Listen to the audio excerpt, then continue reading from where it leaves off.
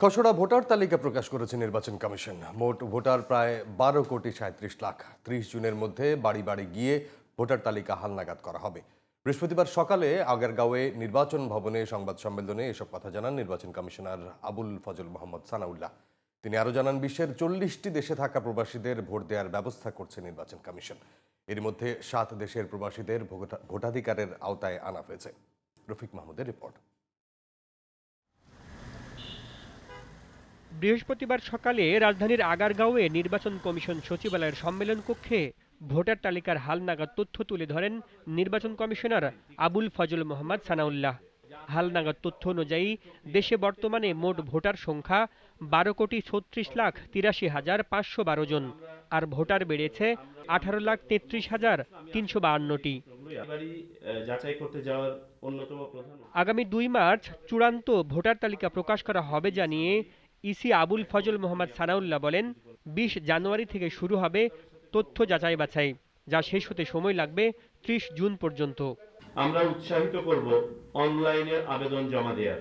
তথ্য সংগ্রহকারী বাড়ি বাড়ি গিয়ে যে তথ্য সংগ্রহ করে সে একটা হাতে লিখে রেজিস্টারে ওঠায়।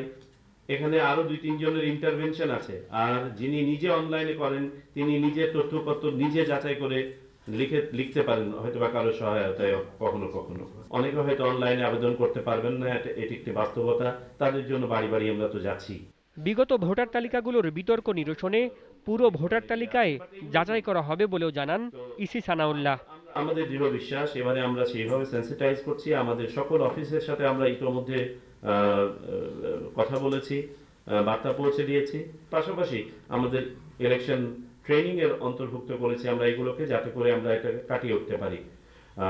ইনশাআল্লাহ আমরা আশা করছি যে আমরা একটা সন্তুষ্টি লেভেলে পৌঁছাতে পারবো এই ভোটার তালিকার বিশুদ্ধতা নিয়ে। খসড়া এই তালিকায় পুরুষ ভোটার 6,33,30,103 জন এবং নারী ভোটার 6,03,52,109 জন। এছাড়া প্রবাসী ভোটার হিসেবে নিবন্ধন করা হয়েছে 13,151 জনকে। আপনারা আগামী 15 দিনের মধ্যে উপস্থাপন করবেন। Rafiq Mahmud, GTV news, Dhaka.